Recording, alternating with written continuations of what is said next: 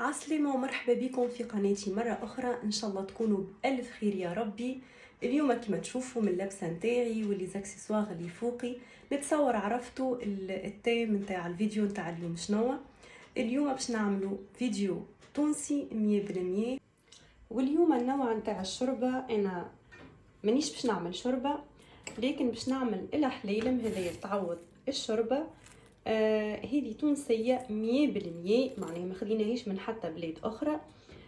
دونك نعملوا العجين ونعملوه هكا باليد ونخليوه على حاجة يشيح، وبعديك نخبيوه في حاجة بالدار نحفظوه ونتحصلوا على الحبات هذوما تتسمى أحلالم. كما قلت لكم حاجة تونسية 100%. باش نستعملوا باش نستحقوا سامحوني طماطم معجونة، التوابل ملح، شويه كركم، فلفل احمر تختاروا بيان سور انتوما حلو والا حار، تابل وكرويه والا كزبره بالنسبه للبلدان الاخرين يقولوا، وشويه فلفل اسود. انا اخترت باش نعملها بكعبرات صغار الحم مفروم. اذا تحبوا تشوفوا الطريقه كيفاش انا تبلت الكعابر هذوما تاع اللحم مفروم وطريقه الحفظ، فما فيديو من تحضيرات وتفريزات رمضان اللحوم والدجاج موجودين، لكن انا كل كعبه قسمتها على 2 باش نتحصل على كعبات صغار كي من هذوما ونحطهم في الشوربه والا في الحلال. الخضار اللي باش نحطهم جزر، وهذه زاده من تحضيرات المسبقه تاع رمضان. جزر، بصل، ثوم، معدنوس، وتنجموا تزيدوا كرافس، وانا قصيت شويه للزينه، حمص، وتنجموا زيادة تستعملوا العدس اللي بالقشور، وباش نستعمل زيت زيتونه بما انه قلنا في رمضان باش نطيبوا حاجات صحيه. دونك خليكم معايا في طريقه التحضير.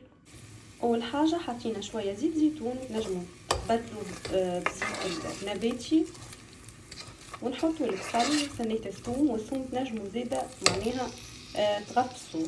انا نحب هكاك معناها نحطهم كاملين، نخليو البصل حتى يكشي لين يذبل ويعطي لون مزيان.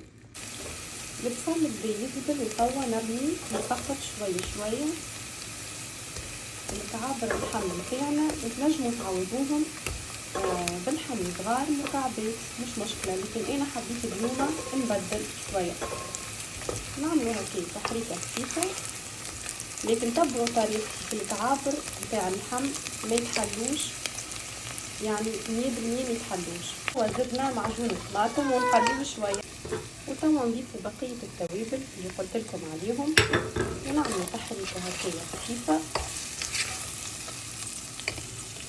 ونمرقوا بشويه ماء. ديجا حضرنا ماء سخون، زدنا الماء، وتوا نضيفوا الجزر نتاعنا بالتونسي نقولوا سفناريا، يعني جزر. نعملوا تحريكه صغيره ونغطيو. هوني انا في المرحله هذه باش نزيد المعدنوس، كان عندكم كرافس زيد زيدوا وغطيو على الطنجره. الشوربه نتاعنا عملت غلوه باهيه، نزيدوا الماء كميه باهيه من الماء، ونعملوا تحريكه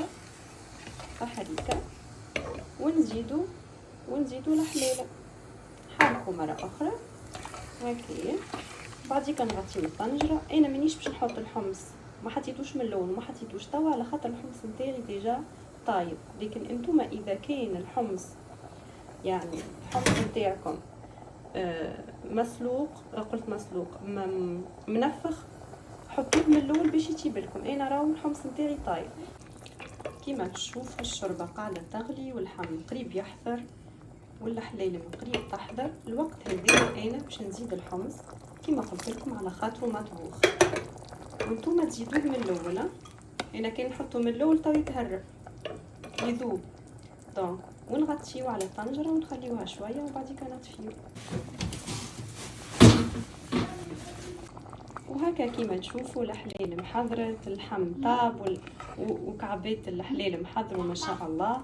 قعدت كان نوريكم كيفاش كي نسكب المنظر نتاعها يكون، اما الريحه ما نحكي لكمش، بنه على بنه. وهذه الحلال نتاعنا حاضره، قعدت كان نعملوا لها رشه معدنوس من فوق ما نحكي لكمش على الريحة، ما نحكي لكمش على الريحة، جربوها وما تندموش. وان شاء الله في وصفة جديدة، وما تنسيوش باش تعملوا اشتراك للقناة، لايك للفيديو، وتفعلوا زر الجرس باش يوصلكم كل جديد. وسلام.